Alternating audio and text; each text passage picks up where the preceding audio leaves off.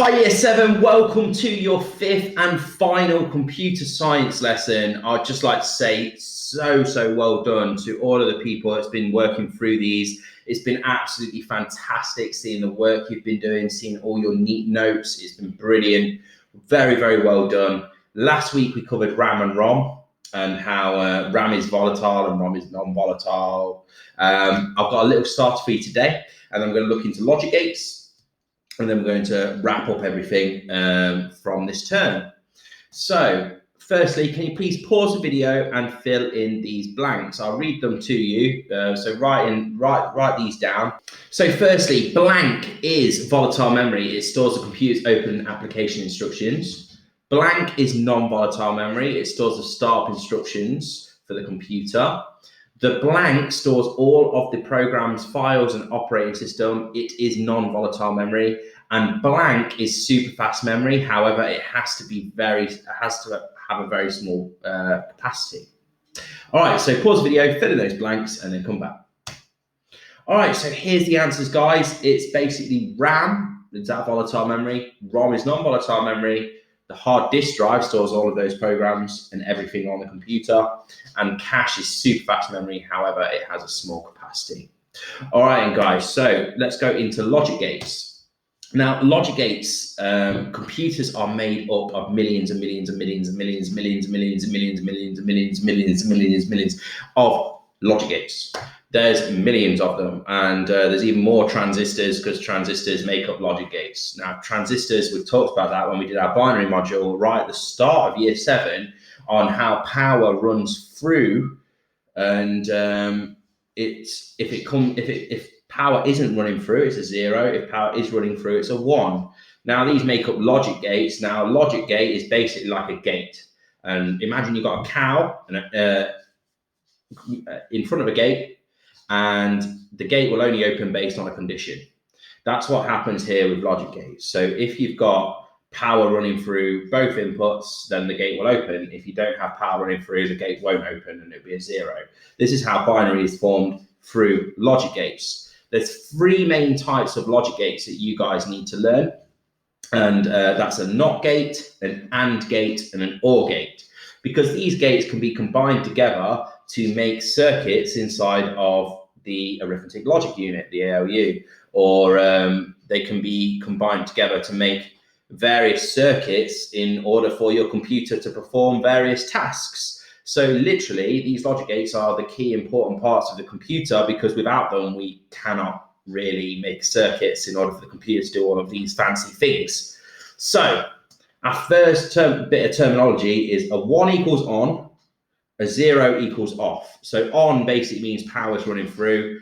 A 0 equals off, which means power isn't running through. A truth table goes through every combinations of 1s and 0s. So basically, this table lays out what will be the output of a logic gate at various situations.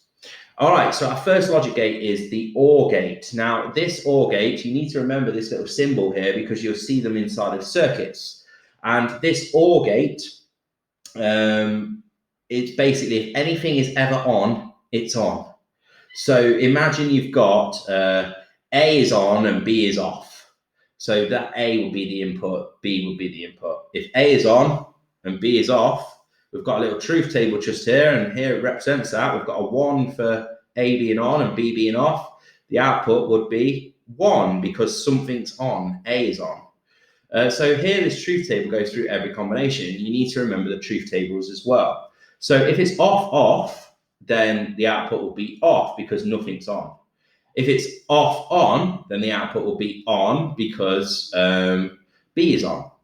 If it's off, the output will be on because A is on. And if it's on, then the output will be on because A and B are on. So basically the OR gate is if anything is on, the output's on.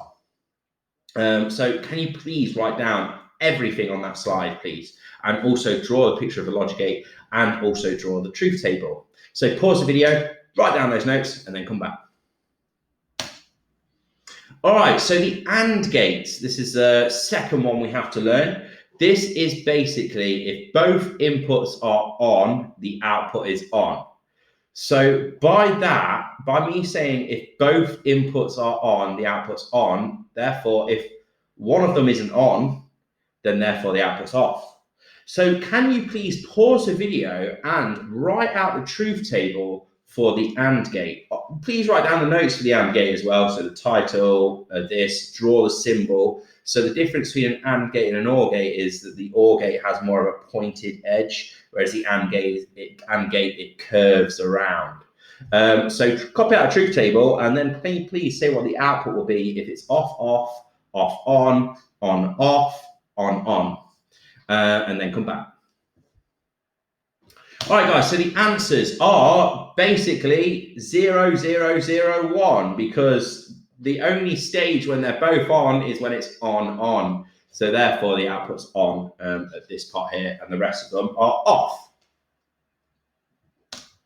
All right, so the NOT gate. So this one, the output is opposite to the input. So basically, you've only got one leg on this one, so you've only got one input. So if if A is 0, so if A is off, then the output's on. If the output's on, then A is off. So that's nice and simple, that one, that NOT gate. Now, can you please, again, pause the video and copy out all of these notes? Now, when you've done that, we're going to go over to past Mr. Longley, because I taught a lesson on this with my year 10. And I've got a question for you. Basically, these logic gates are going to be put together in a circuit. And you just need to follow through each stage of the circuit by following these rules of these truth tables. So when you see an AND gate in this video clip, you'll see you just need to follow through what's going to be the AND gate, and then that's going to link on to the next one. So they all link up to each other. So give it a shot, answer the question. It is a GCSE style question. Give it a shot, and I'll go through the answer, and I'll see you back in this present video here. Okay, so here is my circuit, and what I'd like you to do, well, I've labeled them here because my drawings are absolutely terrible. I'm sure you guys can do a better job. So here we've got the input as 1, 0, 1, 1, 0, 0. Can you please tell me the output of P at the end when A is 1, B is 0, C is 1, D is 1, E is 1, 0, and F is 0. So pause the video, figure out the answer. What I find best here is to draw it out and just break it down to each individual separate gate. So for instance, I will start you off on this top one just here. So we've got 1 and 0 going into an AND gate. They both need to be on in order to be on. So therefore it's a 0 here. All right, so finish it off for me. Off you go. Okay, and guys, welcome back. So let's have a look at this AND gate down here now. So we've got 1 and 1 going in. Both need to be on in order to be on. So it's a 1. So now we've got in this OR gate a 1 and a 0. In an OR gate, anything needs to be on in order to be on. We've got this leg on here, so therefore it's going to be on. Right, this one, 0, 0 in an OR gate, so anything needs to be on. Here, nothing's on, so it's a 0. This 0 goes all the way up into this AND gate here. So we've got 1 and 0 in our AND gate, and both need to be on in order to be on. They're not, so it's a 0. Now into a NOT gate, it's the opposite. So 0 goes in, 1 comes out. And there we go. That is the answer. P here is 1. So you could get asked really like complicated questions, or like you could get given a big diagram. You guys need to be able to handle that at each point. It's not too bad. You just need to literally remember the 3 rules for each logic.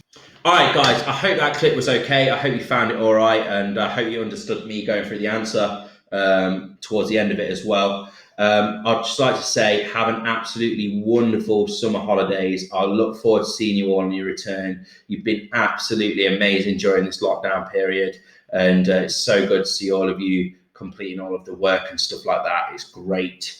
We'll just have a look over the fact book to just round off this term. And then that'll be the end of the lesson. Okay, guys, so we have covered absolutely no end this term. So we'll go through each week and I'll just reel them off for you so we can just have a bit of a recap. So an input device sends information into the computer. An output device sends information out to the computer. An example of input devices, you've got that mouse, you've got a keyboard, you've got a webcam, you've got a microphone. And examples of output devices are speakers, monitors, printers, anything where information is coming out of the computer. You've got the CPU, which controls the processes of the computer, the hard disk drive, which stores all of the applications and everything you need. You've got the graphics card, which is used to display everything on the screen. And you've got the NIC, which is used to send and receive data. You've got the FDE cycle, which the computer does like billions of times per second, where it fetches instructions, decodes instructions, and executes them. It's basically, you've got inside the CPU, you've got that ALU, that arithmetic logic unit that does all of the maths. You've got the control unit, which is like the conductor of the computer. You've got the registers, which store those instructions inside of the CPU that are needed just urgently. You've got the RAM, ROM, and cache. So RAM stores those open computer applications and is volatile. You've got ROM, which stores the BIOS, which is the start instructions to the computer, which is non-volatile. You've got cache, which is super fast memory used to store the most common instructions. And then we've got everything we've covered today, which is logic gates. So not equals opposite, or if anything's on, everything's on. And if both are on, it is on. And you should hopefully be able to create logic gates as well. So very, very well done, guys. You've done absolutely amazing. Have a wonderful summer holidays, and I cannot wait to see you back in September. Thank you very much. Bye-bye.